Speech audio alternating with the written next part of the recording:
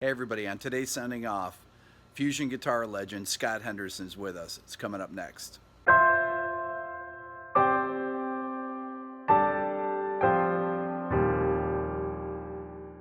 Hey everybody, welcome to Sounding Off podcast. I'm Rick Beato. We have a special guest today, and it's guitarist Scott Henderson. Scott is a jazz fusion blues guitarist. You're best known for your work with your band Tribal Tech, which you've had for really since the mid 80s or so, or at least the later 80s. And you also played with Chick Corea. You've played with, you had a band with Jeff Berlin and Dennis Chambers, and you've played on countless records. Welcome. Thanks for having me. Very welcome. So Scott, you have a tour coming up that you're rehearsing for right now? Yeah, we're leaving. I'm leaving in about 2 weeks, and just I've got 4 new tunes for a new album. I don't know if you've heard Vibe Station or not. That's the newest one. Yeah, the one, it's just about a year and a half ago that you released. And that one, this is a follow-up to that one, and got 4 new tunes. And, I always try to go out on the road and play the tunes for a while before we record them. So this is an opportunity to play the first 4 tunes that I've written for the new record, and pretty excited about playing some new music. Let me ask you this, Scott, with all the recording that people can do now at live gigs, do you have any reticence about playing tunes that people can actually put up on YouTube? Well, actually, I have a pretty love-hate relationship with YouTube, even though I do have a YouTube channel where some of my friends have come into some of my gigs in LA with really good recording equipment, and they've recorded bits and pieces of gigs that I've put on my YouTube channel because they sound decent. And the performance was okay. Like not my best playing, but I didn't hate it. And problem with gigs is that touring gigs is most of the people record the music with iPhones, and it just sounds completely awful. And when they do put it up on YouTube, I pull it down immediately because I'm a content verification member, and all I have to do is check a box and hit delete, and it's gone. Wow, that's great. So let me ask. Actually, on this next tour, we're going to forbid iPhones, period. Like, the kind of prima donna thing where if we see one iPhone up in the air, the music stops. I hate having to do that, but I'm getting a lot of complaints from people that just don't want it they're sick of it. They're sick of people not living in the moment and holding up their iPhone in front of somebody else who's trying to just enjoy the show. Sure. So it's not just for me, but it's for them too. Well, I noticed that when I go to see a jazz gig or a fusion gig, rock gig, that a lot of people that seems to be kind of a prevailing thought now, that people don't want, especially improvisers, don't want to have these things captured, and it's really distracting to see people holding up their phones above other people's heads and things like that. I'm definitely not that comfortable when I look out in the audience and see 20 iPhones up in the air. That makes me very uncomfortable. But you know what? I've sort of let it slide because I realize that a lot of those guys are just students that just want to transcribe and learn some licks and some vocabulary for their own. I don't mind that. I'm a teacher. But then it gets put up on YouTube, and then it becomes a big hassle. And also, now that we're playing new music that hasn't been recorded yet, I'd rather them not record it at all. Yeah, well, that totally makes sense. When you were a kid, though, and you would go to concerts, do you have any bootlegs of concerts you went to when you were growing up? When I was that young, they didn't allow cassette players, and if you were caught with one, they would just take it away. So, because they didn't have iPhones when I was a kid. I mean, They basically had just cassette recorders, and if you were caught with one, they'd confiscate it. So I just didn't bring it. I remember they used to search. I'm 55. I remember they used to, you have the Sony Walkmans, and people would search you for them if you go to a concert. Yeah, they definitely would. If they saw you carrying a Walkman in, they would take it.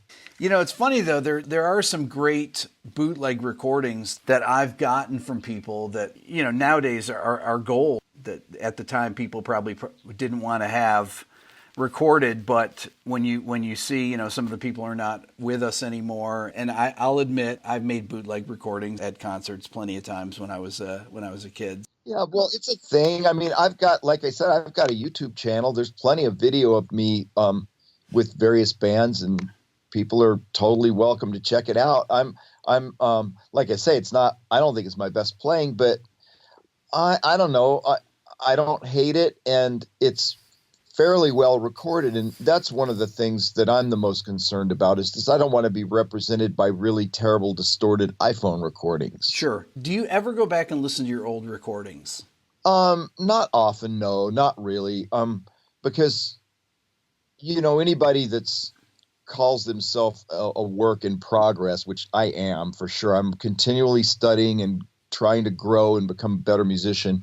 Every time you go back and listen to stuff that you've recorded before, you always sort of listen with a musical personality that has grown beyond what you did when you did it. And you're always going to hear mistakes and bad decisions and maybe tones that you have improved since then. And, it's not like something that I do very often, though. I did go through some old records, and someone just asked me if I would make a list of the tunes off some old albums that I still like. And I found a bunch of them, and I would say it probably constitutes about maybe 25% of all the stuff that I did. Okay. That I still like. And that's pretty good. That's a pretty 25%. good. That's a pretty good percentage.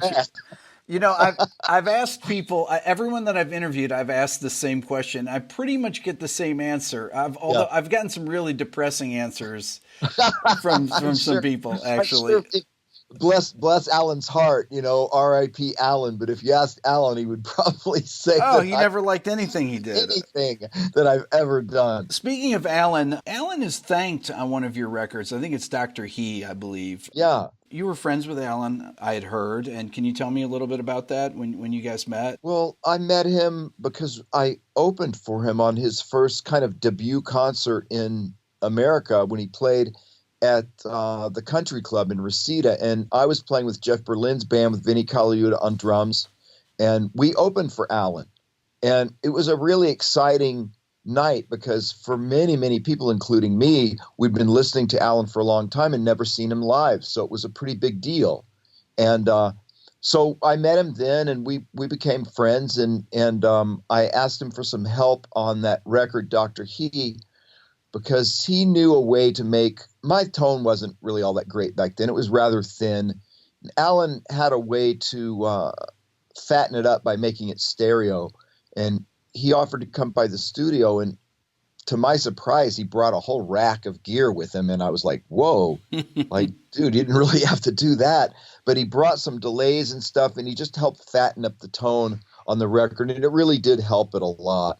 And I was really grateful that he did that for me. And, he was just a really sweet guy and very humble and always willing to help people. Just a great person. When would this have been that you first saw Allan play? Would this be the early 80s or was it the late 70s? No, it was early 80s. Early 80s, okay. Yeah. Post UK, probably right around when he was recording his first record, and around that time we recorded IOU. And then you did your first record, I believe, was in '84. Your first solo record, isn't that?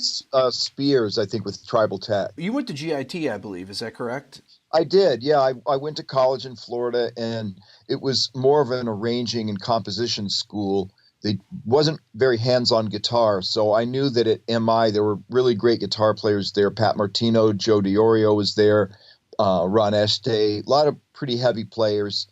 And I went out there and wanted to take actual guitar lessons, from great guitarists, and it really helped me a lot. Were you more of a blues player when you went there and brought more bebop into your playing through the people that you studied with?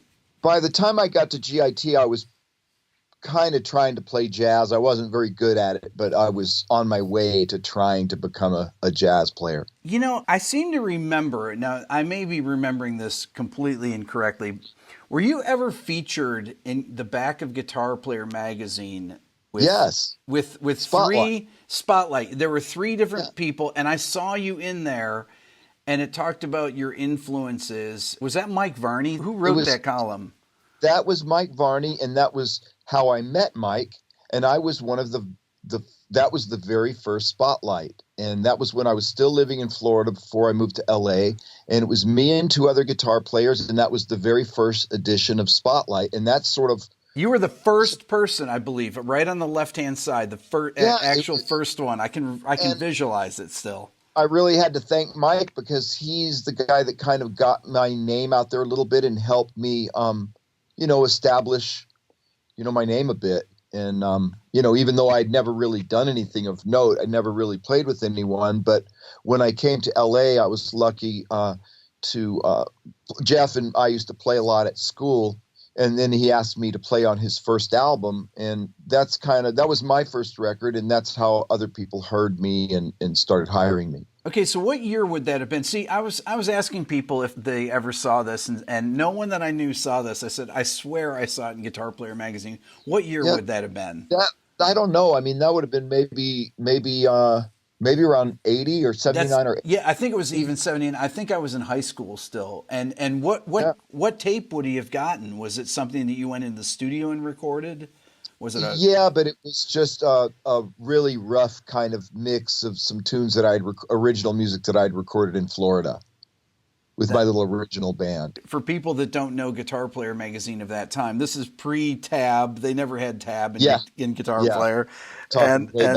And they started the Spotlight column, and you were literally, I mean, I could visualize it, the first person that they had there. And I remember looking at what he said your influences were. I can't remember exactly what he said, but I was trying to find it online, and I thought I must have imagined it. I'm actually glad I didn't. And I ended up working with Mike for a long time. I think I did over 10 records with Mike. It was really nice to meet him because he's a big supporter of kind of progressive music. And I'm trying to remember the records that I did for Mike, but I believe Well to the Bone, couple of the Tribal Tech records with I think Rocket Science was with Mike. Mm-hmm.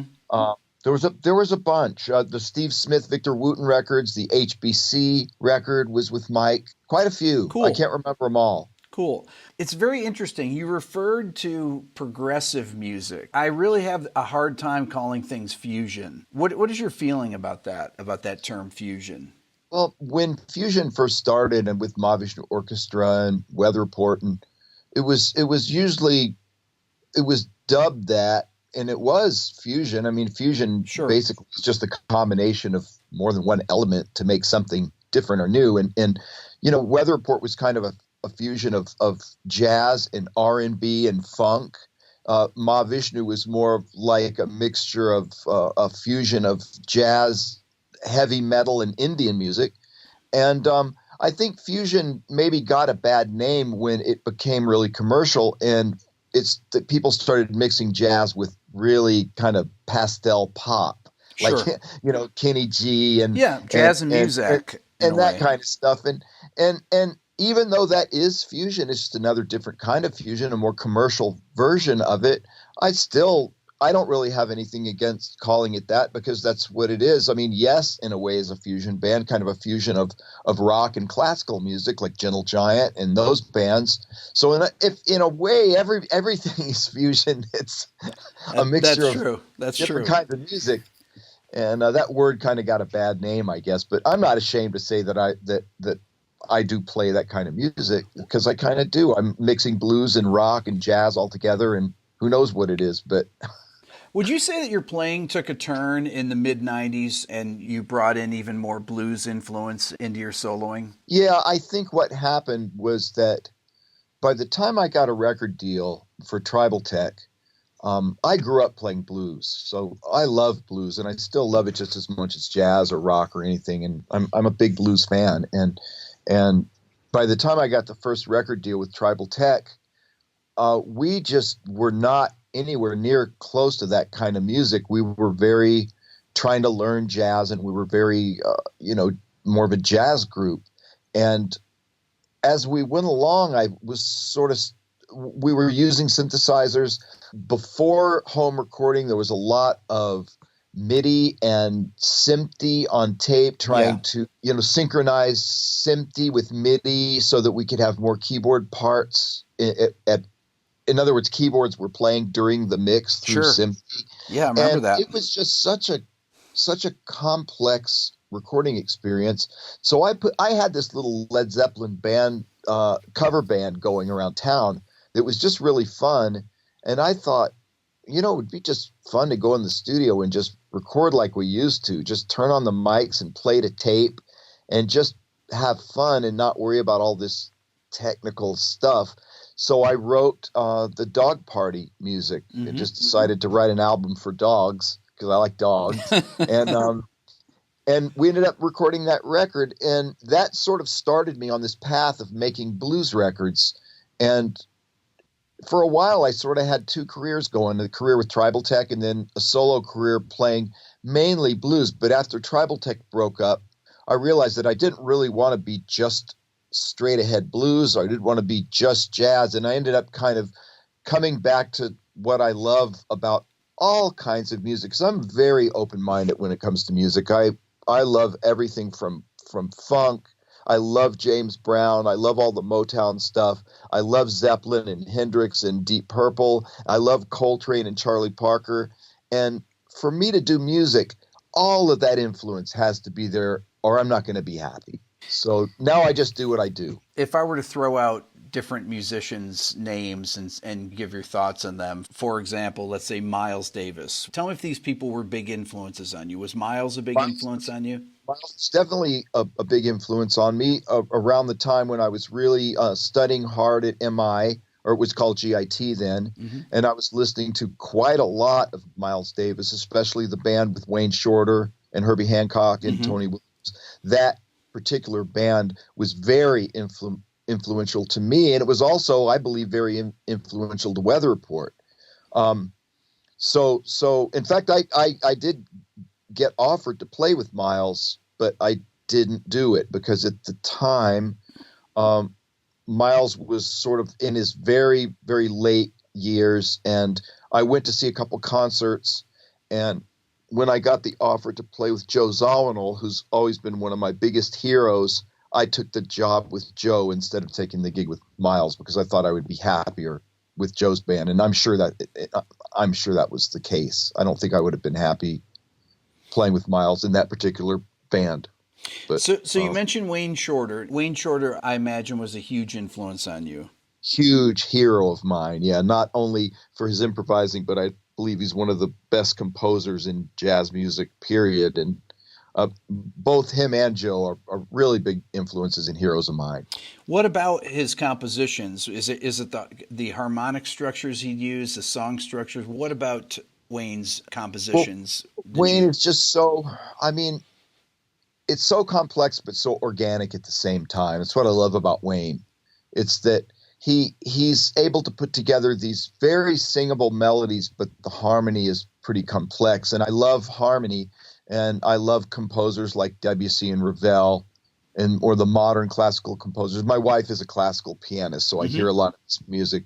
And Wayne is kind of like the jazz version of those guys. He's just such a heavy composer, and he writes such beautiful music. And I've always just been a fan of his music in Weather Report and also on his solo albums. Even the really old records, he was just writing such great stuff, even on his oldest records. And then after Weather Report broke up, he put out that beautiful album Atlantis, and to this day, that's my favorite records for composition. What about players like Wes? I listened to him quite a bit when I was in school, and I sort of, by Wes, I sort of made that connection between Pat Metheny and Wes, and realized how much Pat Metheny was influenced by Wes, because I really began to hear Wes in Pat's playing. And because I heard Pat before I heard Wes, like a lot of us guys, we hear the guy before we hear who he was influenced by. Like, I mean, I heard Led Zeppelin way before I heard Muddy Waters. I realized that, that's where they got that stuff from. And, I heard, a lot of guys who were modern, and I had to kind of go back in time and see where their vocabulary came from. So I heard Pat Metheny way before I heard Wes Montgomery, and then I started to realize, I can hear the influence now. That I know Wes is playing. What about Pat's playing do you relate to Wes's playing? Well, I mean, first of all, it's just that the vocabulary. Of course, Pat has added his own thing. Everybody does that. You can hear a big influence of John Coltrane in Michael Brecker's playing, but yet he added so much of his own vocabulary to it that, of course, he sounds like Michael Brecker and always has. and it's his own voice, and Pat has his own voice too. But you can recognize certain movements, certain phrases that you can tell that's where that influence came from. Same as Jeff Beck. A lot of people, and I believe Jeff Beck is a very original voice on the guitar, but if you listen to Les Paul, you'll hear a lot of where Jeff got some of his stuff, a lot of his stuff. It's very influenced by Les Paul. The lineage of, I think a lot of people that don't understand jazz are beginners just beginning to listen to jazz, don't understand how important the lineage is to players, about understanding who came before them and how players are related in their development, like Michael Brecker and John Coltrane, or Pat Metheny and Wes Montgomery, or you and who? Well, I was first really influenced probably first by Jimmy Page, then Ritchie Blackmore, then Hendrix, then Jeff Beck, and later some Scofield, because Scofield was actually one of the very first electric jazz players I ever heard. And that's funny to think that all these guys had been around for so long, like Wes Montgomery and Pat Martino and all these guys, Joe Pass. But it was actually John Scofield was one of the very first jazz players that I really paid attention to. I think probably because I related to his tone. I heard him on that Billy Cobham George Duke live album. Oh yeah. And I thought, wow, that is really I'm really digging this, because I loved the notes and I also could relate to the tone. And even though my tone is really nothing like Scofield's, I am playing a rock tone with jazz vocabulary, and I guess I'm one of the starters of that. I guess me and guys like me have sort of started that whole kind of thing, playing with a really high gain tone, but playing bebop vocabulary. And that's interesting. Yeah. I always thought that you had slight similarities in your phrasing to Scofield, the way that you would break up certain phrases. And the way you would move between notes. You'd have the blues influence, but also even in when you'd play more sophisticated lines, sometimes you would break them up in a way, because Scofield had a very unique way of how he would play rhythmically. I thought that was really, really no one like him. He was very original in his playing. And I hate to, I would be lying if I said I wasn't influenced by him, but I did stop listening to him for a long time because I didn't want to be any more influenced by him. And I started listening more to horn players, and I actually kind of had to stop listening to guitar altogether for quite a few years and just didn't listen to anybody, just listen to horn players mostly, because I didn't want to be influenced. And I wanted to, come up with something that sounds like me and not like somebody else. And sometimes if you listen to any one player too much, it's kind of dangerous. You play with Joe Zawinul. Was that after Jocko had passed away? No, Jocko was still around, but he wasn't in really good shape. Played with Joe for 4 years. And in that 4 years, I met Jocko many times, saw Jocko many times. And it wasn't the Jocko that I had seen in concert when I was in Florida when he was really on. Yeah. Unfortunately, it was after Weather Report. And after Weather Report, Jocko kind of went downhill and continued to go downhill. Unfortunately, I never knew the straight Jocko. I only met the Jocko that was pretty messed up. Jocko was really unique in the fact that he put out solo bass records that people bought. It was really unusual, because I think most people nowadays can't even fathom that. Well, he was a real true bass star, and there wasn't that many of them. It's a different era now, and that was a little bit more of a creative time for music in general. It's become a little bit more corporate now, and economy hasn't helped. There's a lot of factors. Culture's changed, economy's changed, but thank goodness for those guys. They came along when they did, because they really changed the face of music. Compared to when you were in school, what are students like now? Well, it depends. The school where I'm teaching is GIT, but now they call it MI. We get a lot of different kinds of students. We get some really beginners, and then we get some young guys who've been playing I don't know how long they've been playing, but they're amazing. Like, we had this one 16-year-old kid for a while who was as good as anybody. I mean, he was very Kurt Rosenwinkel influenced, and he just really played incredible at 16. And, when I was 16, I was lucky to make it through Brown Sugar. And here's this guy that's as good as anybody, and he's just 16 years old. Ridiculous. And Bruce Foreman, who is a really, legendary bebop jazz guitar player who I do a podcast with myself. We have a weekly podcast, and he teaches at USC, and they have even more incredible students there.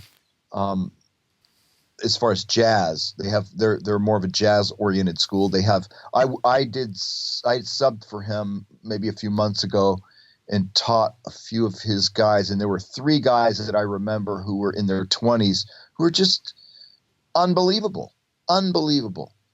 So good in every way, not just the vocabulary, but the phrasing, the maturity, the creative ideas, the whole thing, the whole package. Why do you think? Unbelievable. Why do you think that is? Is it because of things like YouTube where people can learn? That's part of it. Yeah, that's part of it. There's more vocabulary to be seen and heard out there. They're starting younger. They have parents that are really into jazz that start them out when they're really young, like 3. Mm-hmm. Right. I mean, my wife has piano students that are 2 years old that are playing like piano at 2, playing little things on the piano. She has a few students that are 13, like my daughter. She's playing Chopin and Mozart. Pretty amazing. She's 13, and a lot of times I can't tell whether it's her or my wife playing when I'm in the other room. And she's 13 years old. So it's just the bar is continually being raised. I mean, in sports and in music and everything. Where do you see music headed? Where do you see this? What I like to call art music, because when people call fusion or jazz or modern classical music, I just call it all art music. Where do you see that headed in the next 25 years? I really don't know. Judging from some of the level, just sheer level and abilities of some of these players, I'd say it's headed in a great direction. But whether these guys will develop their own voices and do something totally innovative, that remains to be seen, because innovation is just as important as talent. And I'm not saying that, all innovation is good.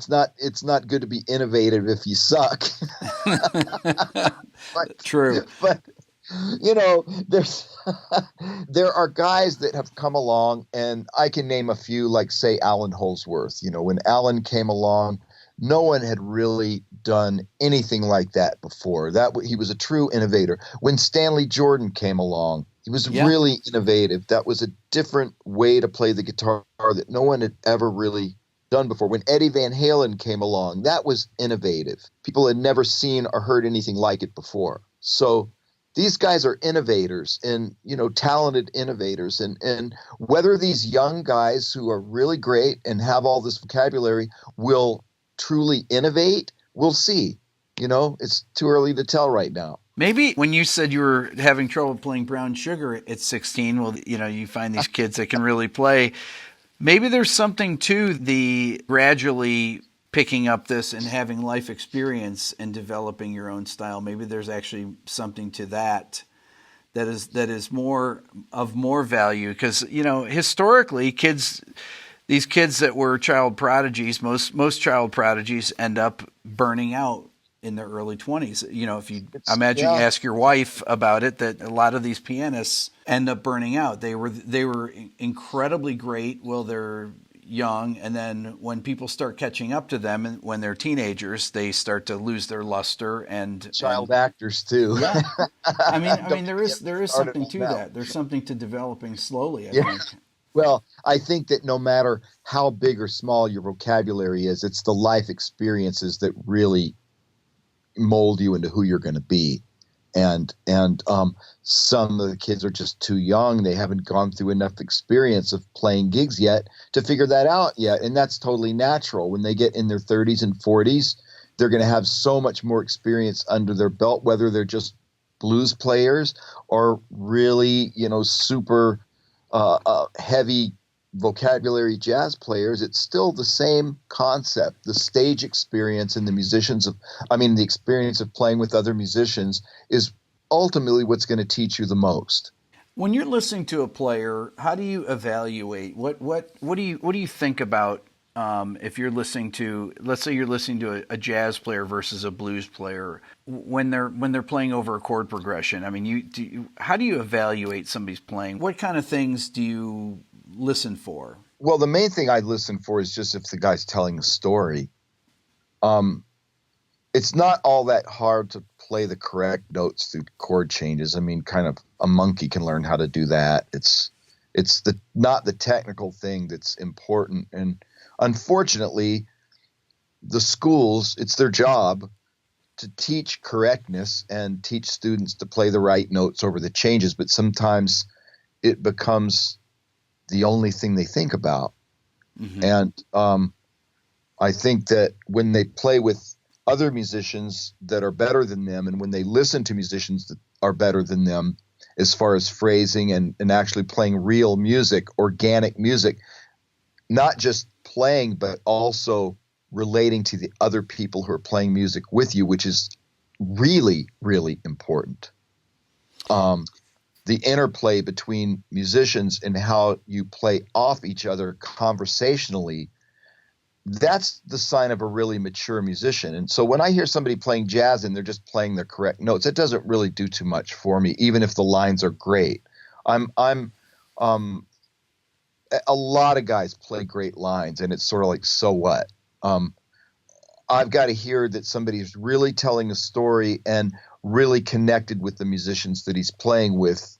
Otherwise, I'm probably just not going to enjoy it that much. Do you think that being a blues player and growing up playing blues is really important to learning how to tell a story, or would inform you more than somebody that might just grow up playing bebop, for example? I actually do. And I hate to sound like a snob, a blues snob. Right. But certain players who play jazz and are just not whatsoever influenced by the blues, those are usually not my favorite jazz players. I'm usually more drawn to the jazz players who you can tell have been influenced by blues. You can easily hear Joe Zawinul and hear that he was way influenced by blues. Of course he was. He played with Cannonball Adderley, one of the greatest blues jazz saxophone players of all time. Of course Joe was into the blues, and of course Wayne was into the blues, and you can just hear it in their playing. And so many other famous jazz players like Bird and Coltrane, you can definitely hear the blues just dripping from their solos. And those are the guys that most people really respect and look up to. And there are other guys that I don't want to mention any names who, in my opinion, are a little colder sounding because they just don't have any blues whatsoever in their playing. And you can't take anything away from their greatness because they're great. But do they touch my soul like those other guys? No, they don't.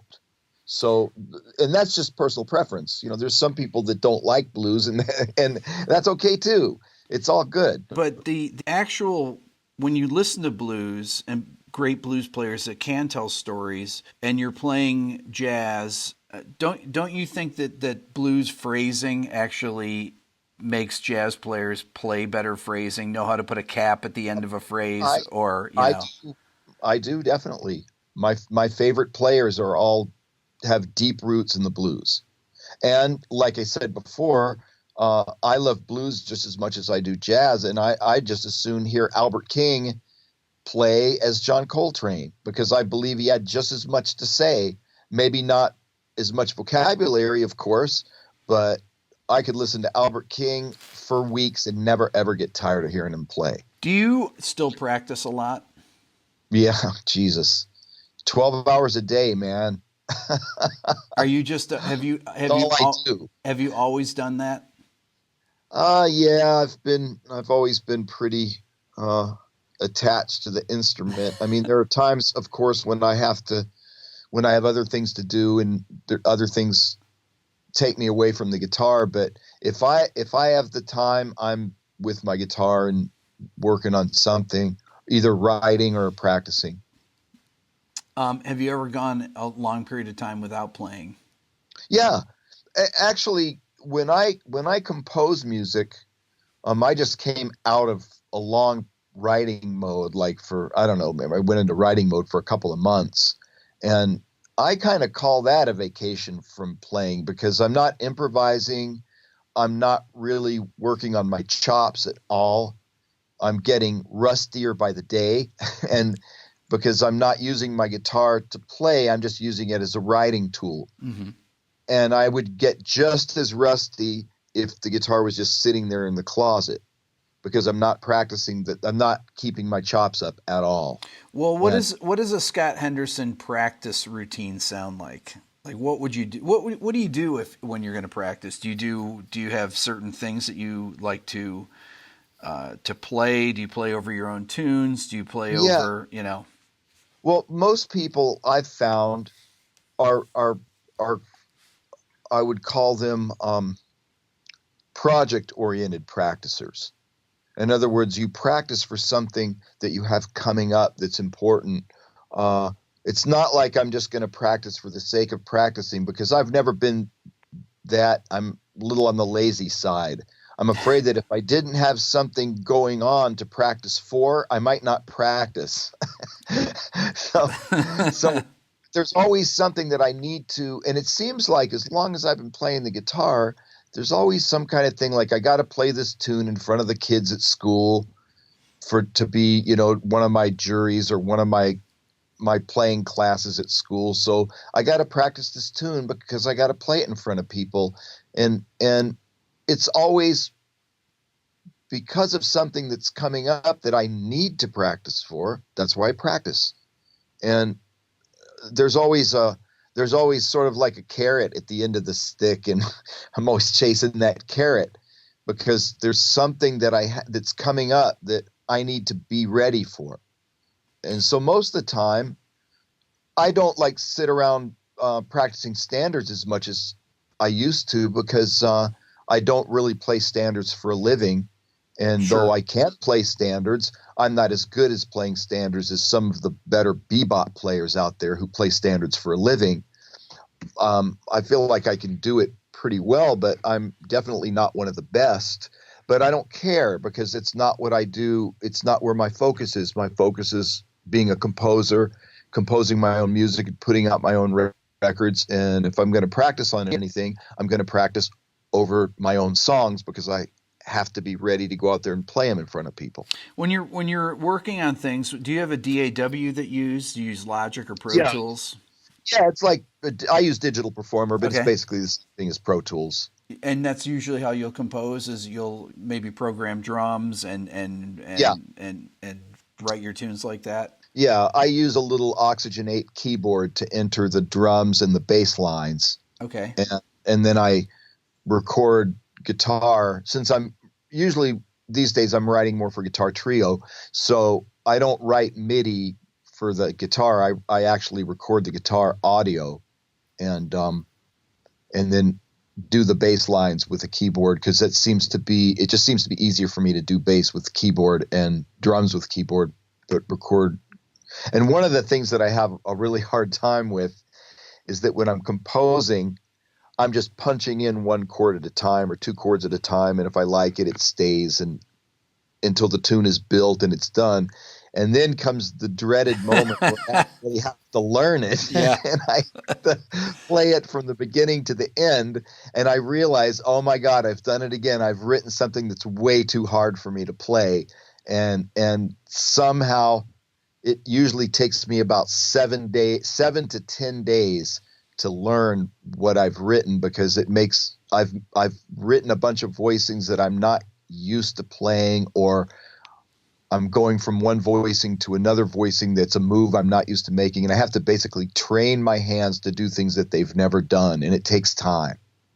So that's what I'm up to right now, is practicing these new tunes, and it's a bitch. Have you ever had a song where you said, boy, this particular change is really hard to play over here, or this is awkward. This is an awkward move, and Well, everything feels awkward to me because sometimes it's the first time I've ever done it. But because I'm not really thinking about, is this going to be easy to play when I'm writing it? I'm just writing it, and I'll find out how easy or hard it's going to be once I start learning it. I kind of lucked out with one tune that is really easy to play. I learned it in 2 days, and it was like, oh God, thank goodness, this tune is actually no problem. It's really easy.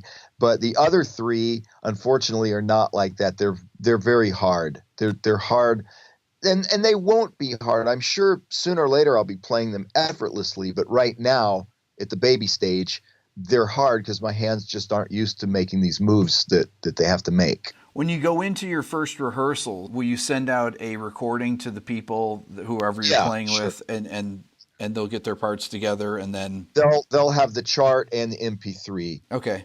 And they'll have plenty of time, they've got plenty of time to learn it, and I'm a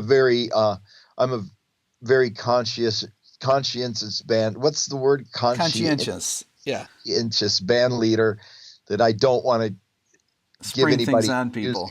Spring things on people, because I sure hate it when people did that to me.